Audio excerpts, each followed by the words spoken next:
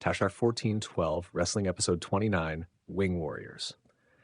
The show opens with the familiar voices of Mr. Feeney, Elvira, Pauly Shore, and Jim Ross, welcoming the viewers to another thrilling episode of 1412 Wrestling. They briefly recap last week's dramatic Abandoned Insane Asylum match, where the Anti-Boiled Egg Brigade emerged victorious, securing the stable championship amidst the chaos. The camera cuts to an expansive field of vibrant flowers somewhere in Japan, setting a picturesque yet unusual stage for today's contest. A long table stretches across the field, laden with hundreds of plates piled high with hot wings. The competitors are seated in a row, anticipation and determination evident on their faces. The scent of spicy wings fills the air, mingling with the excited chatter of the crowd. Daphne enthusiastically announces, "Ladies and gentlemen, welcome to the 1412 Wrestling Competitive Eating Championship Hot Wing Contest. The rules are simple. Whoever eats the most wings in 30 minutes wins the title. Let's get ready to feast." As the bell rings, the competitors dive into their plates with gusto. The sentient dumpster uses its lid to scoop wings into its gaping maw, quickly gaining an early lead. Joey Tribbiani, known for his insatiable appetite, keeps pace with the dumpster, matching it wing for wing. LA Beast and Super Mario also make strong starts, their competitive spirits evident. "How you doing?" "I'm doing great with these wings," Joey shouts, showing his confidence. Norm Peterson takes a more leisurely approach, savoring each wing with a contented smile. Kel Mitchell, in character as Ed, eats with a grin, occasionally dropping his signature line, "Welcome to Good Burger, home of the Good Burger. Can I take your order?" Donkey Lips and Doug Funny struggle to keep up, their faces turning red from the heat of the wings. Bart Gunn surprises everyone with his rapid pace, quickly climbing the leaderboard. Midway through the contest, John 420 stands out with a methodical rhythm, eating wing after wing. He pulls out a bottle of his new hot sauce, Bye Bitch, and douses his wings, adding an extra kick. "This sauce is golf cart approved, and it's going to help me win this thing," he declares confidently. As the contest progresses, the pace intensifies. Wings fly as the competitors dig deep, trying to out-eat each other. The sentient dumpster, Joey Tribbiani, and John 420 lead the pack, their determination evident. 5 minutes left. Keep eating, everyone," Daphne announces, urging the competitors on. The final minutes are a blur of wings, sauce, and fierce determination. The competitors push themselves to their limits. John 420 maintains his relentless focus and rhythm, his strategy with the Bye Bitch sauce paying off. He eats wing after wing, the crowd chanting his name, "John 420, John 420. As the final seconds tick away, John 420 devours his 666th wing, securing his victory just as the bell rings to end the contest. Daphne announces, "Ladies and gentlemen, we have a new competitive eating champion. John 420 has eaten 666 wings and wins the title." John 420 stands up, his face smeared with sauce and triumph, as the crowd erupts in applause. The sentient dumpster, Joey Tribbiani, and the other competitors look on, impressed by his performance. "That's right, baby. I'm the competitive eating champion. Bye Bitch sauce for the win," John 420 shouts, holding the competitive eating championship belt high. The field of flowers is filled with the sounds of celebration, marking the beginning of what promises to be another unforgettable episode of 1412 Wrestling. Segment 2. Backstage, Harry and Marv stand next to their reclaimed couch, ready to address the audience. Their smug grins suggest they feel confident and more than a little annoyed as they prepare to cut their promo. Harry: "Earthworm Jim, you slimy little thief. You thought you could just steal our couch and get away with it?" Segment 2. Backstage, Harry and Marv stand next to their reclaimed couch, ready to address the audience. Their smug grins suggest they feel confident and more than a little annoyed as they prepare to cut their promo. Harry starts, his voice dripping with disdain. "Earthworm Jim, you slimy little thief. You thought you could just steal our couch and get away with it? Well, guess what, buddy? That couch doesn't have any powers. It's just a couch." Marv adds, "Yeah, and it's back where it belongs. We're going to show you and your little puppy what happens when you mess with the Wet Bandits." The camera cuts to the ring where Earthworm Jim and Peter Puppy are already waiting. Jim is pacing back and forth, visibly irritated by the Wet Bandits' taunts. The crowd buzzes with anticipation as Harry and Marv make their entrance, dragging the couch behind them. Jim Ross exclaims, "Well, it looks like Earthworm Jim and Peter Puppy have a score to settle tonight, folks. This one's going to be wild." Elvira adds, "I can't wait to see how this plays out." The bell rings, and the match begins with Earthworm Jim and Marv starting things off. Jim's agility and unorthodox moves quickly put Marv on the defensive. Jim flips and flings himself around the ring, landing a series of high-flying attacks that leave Marv reeling. Marv manages to tag in Harry, who tries to use his brute strength to overpower Jim, but Jim's speed proves too much for him. Peter Puppy gets tagged in, and his ferocity catches Harry off guard. Puppy hits Harry with a flurry of punches and kicks, sending him stumbling back into the corner. Marv tries to interfere, but Puppy launches himself at Marv, knocking him off the apron. The Wet Bandits regroup on the outside, huddling and trying to come up with a new plan. Suddenly, the familiar strains of Kevin McAllister's theme music hit, and the crowd erupts in cheers. Kevin appears at the top of the ramp, grinning mischievously. He's carrying a bag full of tricks and traps. As Harry and Marv try to re-enter the ring, they stumble into Kevin's traps. Marv steps on a strategically placed toy car, slipping and crashing into the barricade. Harry finds himself tangled in a web of ropes and Christmas lights, struggling to free himself. Earthworm Jim and Peter Puppy take advantage of the chaos, with Jim hitting a DDT on Harry while Puppy takes down Marv with a crossbody. With Harry and Marv incapacitated by the traps and their own clumsiness, Jim and Puppy set up for their finishing move. Jim climbs to the top rope and hits his signature move, the Earthworm Splash, on Harry, while Puppy locks in a vicious submission hold on Marv. The referee counts the pin and the bell rings, signaling their victory. Jim Ross shouts, "Good God Almighty, Earthworm Jim and Peter Puppy have done it with the help of Kevin McAllister's traps. The Wet Bandits didn't stand a chance." Kevin McAllister stands on the ramp, waving to the cheering crowd as Earthworm Jim and Peter Puppy celebrate in the ring. The Wet Bandits, tangled in traps and humiliated once again, are left to lick their wounds as the segment comes to a close. Elvira says, "That was just delightful chaos. I can't wait to see what happens next." The show cuts to a commercial break, leaving the audience buzzing with excitement. Segment 3. The eerie yet vibrant field of flowers continues to provide an enchanting backdrop for tonight's action. The camera pans over the audience, who are on the edge of their seats, eagerly awaiting the next spectacle. Jim Ross's voice booms through the speakers. "Folks, up next we have a 14-12 laser gun surfing battle championship match. This one's going to be out of this world." The lights dim and the sound of eerie, otherworldly music fills the arena. Fox Mulder, accompanied by Vice President Dana Scully, makes his entrance. Mulder is focused, his eyes scanning the ring as if searching for hidden clues. Scully walks beside him, a look of determination on her face. Jim Ross comments, "Mulder's always been about seeking the truth, but tonight he's got his sights set on the laser gun surfing battle championship."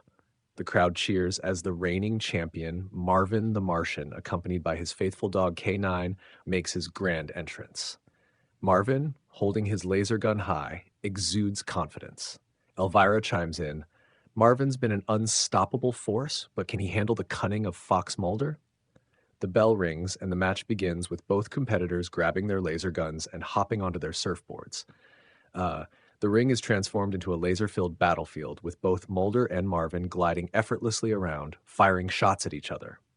Mulder's agility and quick thinking keep him in the game, but Marvin's superior technology and precision give him the edge. Mid-match, the action is briefly interrupted by a pre-taped interview with world champion Mike Tyson. The screen cuts to Tyson standing in a darkened gym, his fists taped and his eyes burning with intensity. "Scott Steiner, tonight you're going to find out why they call me the baddest man on the planet. I'm going to knock you out, and there's nothing you can do about it." The audience roars in anticipation, the tension for the main event building even higher. Back in the ring, Mulder manages to land a few good shots on Marvin, causing the Martian to momentarily lose his balance. However, Marvin quickly recovers, using his jetpack to soar above Mulder and fire a barrage of laser beams. Mulder tries to dodge, but one of the beams catches him, sending him tumbling off his surfboard. K9 barks excitedly from ringside as Marvin capitalizes on Mulder's fall. With a final well-aimed shot, Marvin secures his victory, retaining the laser gun surfing battle championship. The bell rings and the crowd erupts in applause. Jim Ross exclaims, "Marvin the Martian retains the title. What an incredible performance." Marvin stands victorious, his laser gun raised high, while Mulder is helped to his feet by Scully. Despite the loss, Mulder nods in respect to Marvin, acknowledging the Martian's superior skills. The camera cuts to the commentary team, who are buzzing with excitement. Pauly Shore adds, "That was totally tubular, dude. Marvin's on another level." Elvira agrees, "Indeed, Pauly. Mulder put up a great fight, but Marvin's just too good with that laser gun." As Marvin and K9 celebrate their victory, the show cuts to another commercial break, leaving the audience eagerly awaiting the next thrilling chapter of 1412 wrestling. Segment 4. Back from commercial break, the camera pans to the ring where the competitors for the 1412 Tag Team Championship are already standing. Pete and Pete, the redheaded brothers from Wellsville, are fired up, engaging in a spirited pre-match promo.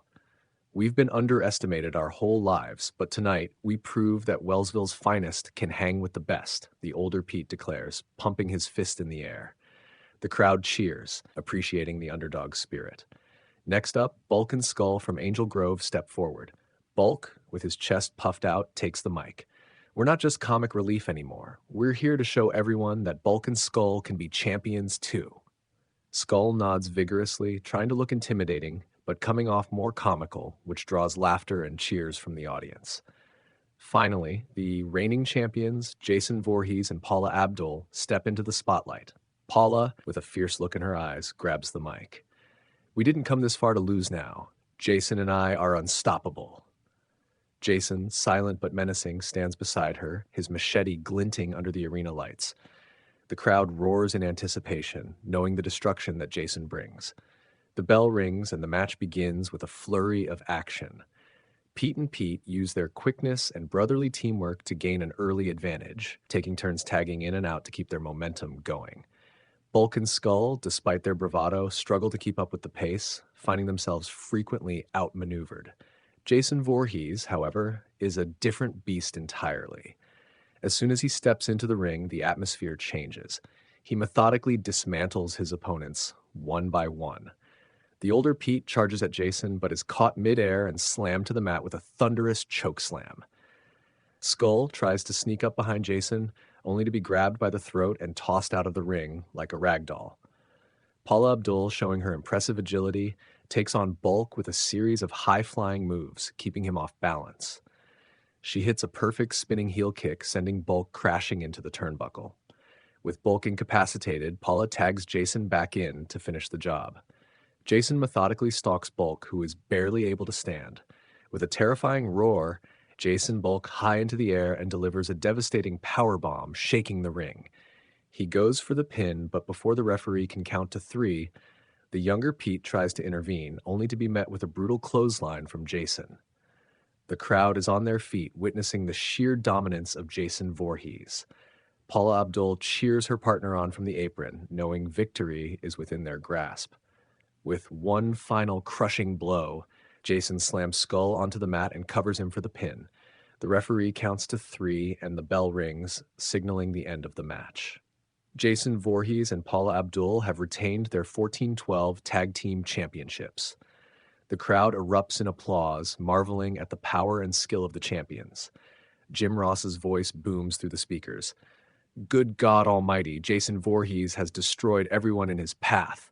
What a dominant performance by the champions." Elvira adds, "Paula Abdul and Jason Voorhees are an unstoppable force. Who can possibly challenge them now?" As Jason and Paula celebrate in the ring, the camera cuts to the commentary team, who are buzzing with excitement. Pauly Shore chimes in, "That was insane, dudes. Jason and Paula are on fire." Mr. Feeney nods. "Indeed, this was a true display of power and teamwork." With the champions standing tall, the show cuts to another commercial break, leaving the audience eagerly awaiting the next thrilling chapter of 1412 wrestling. Segment 5. The arena buzzes with anticipation as the announcer's voice echoes. "Ladies and gentlemen, it's time for the Deathmatch." The crowd erupts in cheers, knowing that chaos is about to ensue. Joey Tribbiani, accompanied by Donatello, Raphael, and Michelangelo, makes his entrance to thunderous applause. The Teenage Mutant Ninja Turtles are fired up, high-fiving fans and hyping up Joey. Jim Ross! This is going to be one heck of a match, folks. Joey Tribbiani, backed by the Turtles, is ready for a fight. As Joey and his entourage settle in the ring, the atmosphere darkens. The sinister theme of the Foot Clan blares through the speakers, and Chandler Bing, accompanied by Shredder, Leonardo, Bebop, and Rocksteady, strides down the ramp. Chandler, now fully embracing with the Foot Clan, looks determined and menacing. Elvira. Chandler's transformation is complete. He's not the friend we used to know. The bell rings, and the deathmatch begins. Joey and Chandler lock eyes, the tension palpable. They charge at each other, trading vicious blows. Joey uses his brawling style to his advantage, while Chandler shows off his newfound martial arts skills. Pauly Shore. This is gnarly, dudes. Joey and Chandler are tearing each other apart. As the match progresses, weapons come into play. Joey grabs a steel chair, swinging it at Chandler, who ducks and counters with a kendo stick strike. The crowd gasps as the two continue their brutal exchange. Suddenly, the brawl spills outside the ring. Donatello, Raphael, and Michelangelo engage with Leonardo, Bebop, and Rocksteady, turning the ringside area into a war zone. Donatello uses his bow staff to fend off Bebop, while Raphael and Michelangelo double-team Rocksteady with their sai and nunchaku. Mr. Feeney. This is absolute mayhem. The Turtles and the Foot Clan are at each other's throats. In the ring, Joey and Chandler continue their vicious fight. Chandler manages to land a brutal super kick, sending Joey crashing into the turnbuckle. He follows up with a series of punches, but Joey fights back, hitting Chandler with a spine buster onto a pile of thumbtacks. Jim Ross. Good God Almighty. Joey just drove Chandler into those thumbtacks. The chaos intensifies as Shredder enters the fray, attacking Joey from behind. The Turtles, seeing their friend in trouble, rush to his aid. Shredder fights off Donatello and Raphael with his gauntlets, but Michelangelo manages to knock him down with a flying kick. With the match spiraling out of control, the referee tries to regain order but is quickly overwhelmed. The entire arena is engulfed in a massive brawl, with bodies flying everywhere. Joey and Chandler, both bloodied and exhausted, continue to fight amidst the chaos.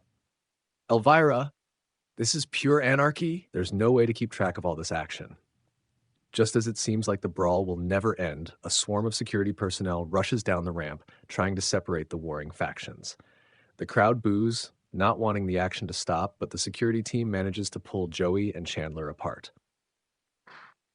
Folks, we've got absolute bedlam here. This match has ended in a no contest due to the sheer chaos. The Turtles and the Foot Clan are still fighting as they are dragged away by security, their rivalry far from over. Joey and Chandler, both seething with rage, are led backstage, vowing to finish what they started. Oh, whoa, that was intense. I don't think this feud is over by a long shot. Indeed, the bad blood between these two stables has reached a boiling point. I fear what's next for them.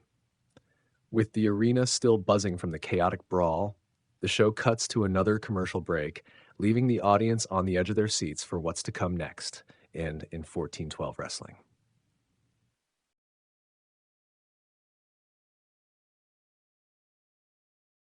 Backstage, the tension is thick as Bars and the anti-boiled egg brigade make their way through the dimly lit corridors of the arena. Their faces are set with determination, knowing they are on a mission. As they turn a corner, they come upon a disturbing sight.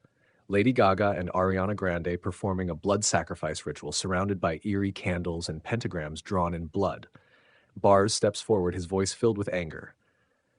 What the hell is going on here? You two are out of control. Gaga and Grande look up, their eyes glowing with an unnatural light. The interruption clearly enrages them, and the atmosphere grows even more tense. You dare interrupt our ritual? You will pay for this insolence. Lady Gaga's voice is cold and menacing. With a flick of her wrist, Gaga casts a spell. In an instant, Lola Bunny is transformed into a boiled egg, her form shrinking and morphing until she is nothing but a large, oval egg on the floor. Lola, no! Doug Funny cries out, rushing forward but stopping short, unsure of what to do. Before the brigade can react, Gaga waves her hand again, and Cliff O'Malley's left leg bursts into flames. Cliff screams in agony, collapsing to the floor. Gaga seems unfazed, calmly leaning in and using the flaming leg to light a cigarette. "This is just the beginning, Bars. You have no idea what you're dealing with," Ariana Grande sneers, her eyes locked on Bars. Gaga takes a drag from the cigarette, her eyes never leaving Bars. "Consider this a warning," she says coolly. Then, in a swirl of dark smoke, both she and Grand vanish into thin air, leaving the brigade in shock and chaos. "We need to do something," Jackie Chan shouts, rushing to Cliff's side. Donkey Lips and Doug Funny frantically pat at the flames with their hands ends in a nearby blanket, finally extinguishing them. "Hang in there, Cliff," Donkey Lips says, his voice panicked. "We need to get him to the medical team, now!" Baby Rexa yells, her face pale with worry. The group scrambles to get Cliff to safety, lifting him up and carrying him down the hallway. Bars picks up the boiled egg that was once Lola, his face a mix of fury and determination. "Gaga will pay for this. We're not done," he vows, his voice low and dangerous. As the brigade hurries to find help for Cliff, the camera captures the mix of anger, fear, and resolve on their faces. The scene fades to black, leaving the audience in suspense and eager for what comes next. The show cuts to another commercial break, promising more chaos and drama when it returns. Back from commercial break, the scene shifts to a locker room filled with the boisterous and chaotic members of the golf cart stable. The air is thick with the smell of alcohol and smoke as Gary Busey, Iron Sheik, John 420, Bart Gunn, and the Minotaur laugh and carry on. John 420, holding a huge joint, passes it around to the group. The camera catches snippets of their raucous conversation. "Tonight's the night, boys," Gary Busey slurs, taking a swig from his flask. "We're going to show that random kid what it means to mess with the golf cart." Iron Sheik flexes his muscles, grinning wildly. "Make him humble," he shouts, drawing cheers and laughter from the rest of the group. John 420, exhaling a cloud of smoke, hands the joint to Bart Gunn. "This is our time, baby. Ain't no way some random kid's gonna take us down," he says, his eyes bloodshot but determined. The scene cuts to the ring where the random kid, bouncing with energy and excitement, stands beside Bobby Heenan. Heenan, ever the strategist, whispers something in the kid's ear, and they both grin mischievously. The bell rings, and Gary Busey stumbles into the ring, still under the influence of the golf cart's pre-match festivities. The kid darts around him, using his speed to his advantage. Busey swings wildly, missing as the kid ducks and weaves, his small size making him a difficult target. "Come here, you little brat." Busey roars, but his movements are slow and uncoordinated. From ringside, Bobby Heenan watches closely, waiting for the right moment. The kid manages to land a few quick punches, each one seeming to infuriate Busey further. The golf cart members cheer on their leader, oblivious to Heenan's scheming. As Busey corners the kid, Heenan seizes his chance. He climbs onto the ring apron, distracting the referee with a barrage of complaints. With the referee's back turned, Heenan slips a pair of brass knuckles to the kid, who fits them onto his tiny hand with a grin. Busey lunges at the kid, but he sidesteps at the last moment, delivering a swift punch to Busey's jaw with the brass knuckles. Busey staggers, eyes wide with shock, before collapsing to the mat. The kid quickly covers Busey, and Heenan hops down, yelling at the referee to turn around. The referee counts the pinfall. 1, 2, 3. The random kid leaps up, victorious, as Heenan rushes into the ring to celebrate with him. The golf cart stable, realizing what just happened, begins to protest loudly, but it's too late. "Ladies and gentlemen, the winner of this match, the random kid," Daphne announces, her voice barely audible over the boos and jeers from the golf cart. The kid and Heenan exit the ring quickly, grinning and waving to the enraged golf cart members.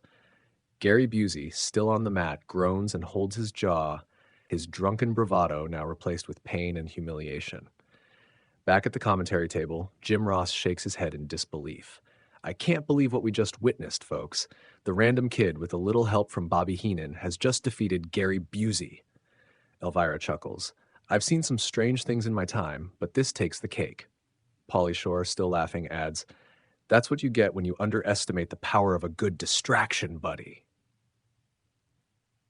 The camera focuses on the golf cart stable, who are still fuming and arguing amongst themselves, as the scene fades to another commercial break, leaving the audience buzzing with the unexpected turn of events. The atmosphere in the arena is electric as the scaffold structure looms ominously above the ring. The audience is abuzz, eagerly awaiting the next match. The commentators, Mr. Feeney, Elvira, Pauly Shore, and Jim Ross, set the stage for what promises to be a brutal showdown.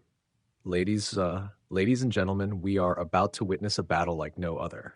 This is a scaffold match, and it's going to be wild. I've seen my share of crazy matches, but this one might just top them all. Mr. Feeney. The danger level here is off the charts. I hope these competitors know what they're getting into. Pauly Shore. This is going to be insane. Let's do this. The lights dim, and the familiar strains of Real American blare through the speakers. Hulk Hogan makes his entrance, flexing and posing for the fans, who respond with a deafening roar. He points dramatically at the scaffold, then at the ring, signaling his readiness for the fight. Here comes Hulk Hogan, a legend in this business. He's not backing down from any challenge. Next, the haunting sounds of traditional Middle Eastern music echo through the arena as Iron Sheik strides to the ring, his intense gaze fixed on Hogan. Iron Sheik is one of the toughest competitors out there. This is going to be a fierce battle. The crowd's anticipation reaches a fever pitch as New Jack's music, Natural Born Killaz by Ice Cube and Dr. Dre, hits. He storms to the ring, trash can filled with weapons in hand, ready for mayhem. Pauly Shore. Oh man, New Jack is here. This is going to get crazy, dudes. Jim Ross. New Jack is known for his hardcore style. Anything can happen when he's in the ring. As the bell rings, the three men immediately rush toward the scaffold, determined to gain the upper hand. Hogan and Sheik exchange heavy blows at the base, while New Jack begins to climb, dragging his trash can of weapons with him. Elvira. They're wasting no time. This is already intense. Hogan lifts Sheik for a body slam, but Sheik wriggles free, locking Hogan in a bear hug. New Jack reaches the top of the scaffold and starts hurling weapons down at the two brawlers below. A kendo stick smacks Hogan on the head, breaking Sheik's hold. Hogan stumbles but quickly shakes it off, his legendary resilience kicking in. He grabs a chair from the trash can and swings it at Sheik, who blocks it with his forearm and counters with a vicious kick to Hogan's midsection. Jim Ross. Hogan showing his resilience, but Sheik is not backing down. New Jack, with a wild look in his eyes, watches from above, waiting for the perfect moment. Sheik and Hogan continue to brawl their way up the scaffold, each step more precarious than the last. Hogan gains the upper hand, landing a series of punches that send Sheik reeling. The crowd chants, "Hogan! Hogan!" as he climbs higher, closing in on New Jack. Mr. Feeney. Hogan is showing why he's a legend, but can he handle both Sheik and New Jack? As Sheik regains his balance, he grabs Hogan by the leg, pulling him down a few rungs. Hogan kicks Sheik in the face, breaking free and continuing his ascent. Sheik, bloodied but determined, follows closely behind. The tension builds as all three men find themselves at the top of the scaffold, the ground far below. Pauly Shore. This is getting wild. They're all at the top now. New Jack, with a sadistic grin, brandishes a staple gun. He lunges at Sheik, who ducks just in time, causing New Jack to staple Hogan in the shoulder. Hogan roars in pain, but retaliates with a big boot, sending New Jack staggering. Sheik takes advantage, delivering a suplex that leaves Hogan gasping for breath. Elvira. These men are risking it all up there. One wrong move could be disastrous. The three men exchange blows, each one teetering on the edge of the scaffold. The crowd watches in stunned silence, the danger and excitement at an all-time high. Suddenly, New Jack grabs Sheik and Hogan by their necks, dragging them both to the very edge. What's New Jack planning? This could be catastrophic. With a look of pure rage, New Jack yells, "Bye, bitch!" and shoves both men off the scaffold. Sheik and Hogan plummet to the ground below, crashing through a table set up to break their fall. The impact is brutal, leaving both men lying motionless amidst the wreckage. Good God Almighty! New Jack just threw Hogan and Sheik off the scaffold. I've seen a lot of insane things in 1412 wrestling, but this is something else. Dude, New Jack just took it to a whole new level. That was epic.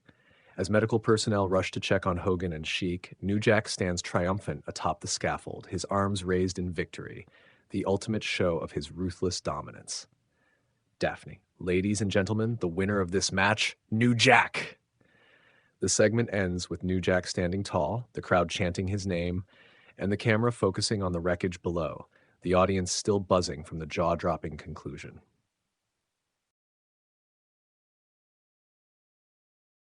The atmosphere remains electric as the anticipation builds for the next match. The commentary team is buzzing with excitement as they set the stage for the 14-12 Sword Fighting Championship. Ladies and gentlemen, we've witnessed some incredible action tonight, but it's time for the 14-12 Sword Fighting Championship. That's right, Jim. This next match is sure to be a wild ride. Sword fighting, dudes. This is going to be epic. We have quite the lineup for this match. Let's see who can come out on top. The camera pans to the ring, now equipped with various swords and other medieval weaponry hanging from the ropes. The participants begin making their entrances. First, Vince Russo strides out, swinging a sword menacingly and receiving a mixed reaction from the crowd. Here comes Vince Russo, always ready to stir things up. Next, Dave Meltzer makes his entrance, carrying a large broadsword and looking determined. The crowd cheers, recognizing his long-standing presence in the wrestling world. Elvira. Meltzer looks ready to claim that championship. Let's see if he can pull it off. Colonel Sanders follows, wearing his signature white suit and holding a cane sword. He tips his hat to the audience, who cheer wildly for the fried chicken icon. Colonel Sanders, the man with the secret recipe, is in the house. Finally, the reigning champion, Donkey Lips, bursts onto the scene, wielding a massive claymore and accompanied by the anti-boiled egg brigade. The crowd erupts in cheers as he confidently makes his way to the ring. Mr. Feeney. Donkey Lips has been a formidable champion. Let's see if he can retain his title tonight. The bell rings, and the match begins with each competitor grabbing a weapon. Russo charges at Meltzer, swinging his sword wildly. Meltzer parries the attacks with skill, countering with a series of precise strikes. Meanwhile, Colonel Sanders and Donkey Lips engage in a fierce battle, their swords clashing loudly in the ring. Jim Ross. Look at the intensity in that ring. These competitors are giving it their all. Russo, seeing an opportunity, kicks Meltzer in the gut and follows up with a quick slash, but Meltzer dodges just in time. Meltzer retaliates with a powerful overhead strike, knocking Russo's sword out of his hand. Russo scrambles to retrieve his weapon as Meltzer presses the attack. Elvira. Meltzer is showing some impressive swordsmanship. On the other side of the ring, Donkey Lips overpowers Colonel Sanders with his sheer strength, disarming the Colonel and sending him to the mat with a thunderous slam. Donkey Lips then turns his attention to Russo, who has just regained his sword. Donkey Lips is on a rampage. Watch out, Russo! Donkey Lips charges at Russo, swinging his claymore with terrifying force. Russo tries to defend himself, but the power of Donkey Lips' strikes forces him back.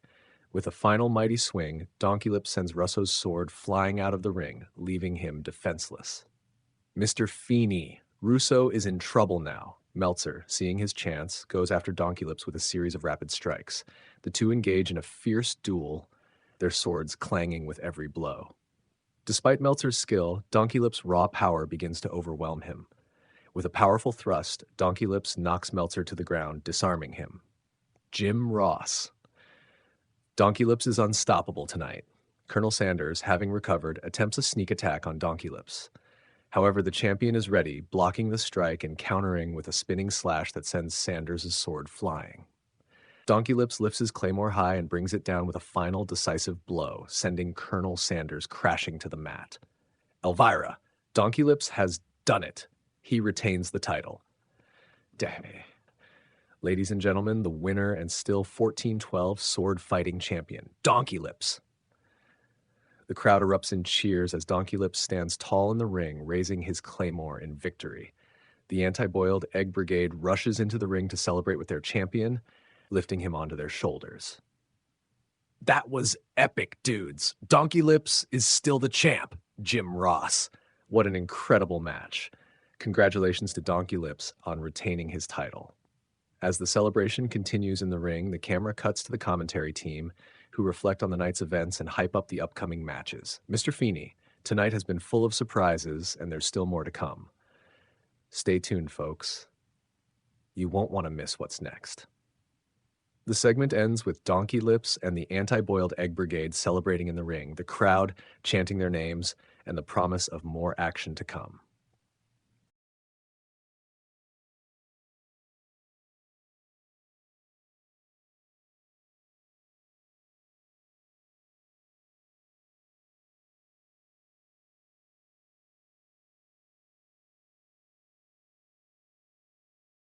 The excitement in the air is palpable as the main event of the evening is about to begin. The commentary team, brimming with anticipation, sets the stage for the 14-12 championship match. Ladies and gentlemen, it's time for the 14-12 championship match. This is going to be one for the ages. We've got an incredible lineup tonight. Scott Steiner, Dua Lipa, and the reigning champion, Mike Tyson. This is going to be wild. Totally, dudes. This is the big one. These competitors are ready to give it their all. Let's see who comes out on top. The camera cuts to the ring as the first competitor makes her entrance. Dua Lipa, looking confident and ready for action, steps into the arena to a chorus of cheers from the fans. Here comes Dua Lipa, a fierce competitor who's ready to take on two of the toughest opponents in 14-12 wrestling. Next, Scott Steiner appears, accompanied by his pack of rabid tigers. The crowd erupts in mixed reactions, some in awe of his fierce presence, others wary of his unpredictable nature. Elvira. Scott Steiner and his tigers are a force to be reckoned with. This is going to be intense. Finally, the reigning champion Mike Tyson makes his entrance, flanked by his pigeons. The crowd goes wild, knowing that they're about to witness a showdown of epic proportions. Tyson's here, dudes. This is going to be gnarly. The bell rings, and the match begins. Dua Lipa and Scott Steiner immediately target Tyson, knowing that the champion is the man to beat. Tyson, however, is unfazed, using his incredible speed and power to fend off both opponents. Tyson is like a force of nature in that ring. Look at him go. Steiner, using his raw strength, manages to grab Tyson and throw him into the corner. He then turns his attention to Dua Lipa, who counters with a series of swift kicks and punches, stunning the massive wrestler. Dua Lipa is holding her own against Steiner. What a display of skill. The match continues with back-and-forth action, each competitor getting their moments of dominance. Steiner's tigers prowl around the ring, adding an element of danger to the already intense bout. Tyson's pigeons, seemingly unbothered, perch on the ropes, watching the chaos unfold. Pauly Shore? This is insane, dudes. I can't believe what I'm seeing. As the match reaches its climax, Steiner attempts to lock Tyson in the Steiner recliner, but Tyson powers out, delivering a devastating uppercut that sends Steiner crashing to the mat. Dua Lipa seizes the opportunity, climbing to the top rope and launching herself at Tyson with a high-flying maneuver. Tyson, however, catches her midair and slams her to the ground with a thunderous impact. Good God Almighty, Tyson with a devastating slam. This could be it.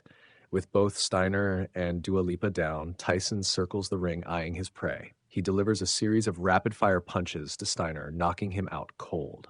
Turning his attention to Dua Lipa, Tyson delivers a final knockout punch, securing his victory. Daphne, ladies and gentlemen, your winner and still 14-12 champion, Mike Tyson? The crowd erupts in a mix of cheers and gasps as Tyson stands victorious in the ring, his title held high. But the celebration is short-lived. Tyson begins to knock out fans in the front row, sending the arena into chaos. Elvira, what is Tyson doing? This is madness! Mr. Feeney rushes to intervene, trying to stop Tyson's rampage, but before he can get close, he's attacked by a figure in a red suit. The crowd is stunned as the returning Santa Claus pummels Feeney to the ground. Jim Ross, good God Almighty. Santa Claus is back, and he's attacking Mr. Feeney. The show goes off the air with the camera capturing the pandemonium in the arena. Tyson continues his rampage. Santa Claus stands over the fallen Mr. Feeney, and the crowd is left in utter shock. Folks, we've seen it all tonight. Thank you for joining us, and we'll see you next time on 14-12 Wrestling. Current 14-12 champions, world champion, Mike Tyson. Tag Team Champions, Jason Voorhees and Paula Abdul.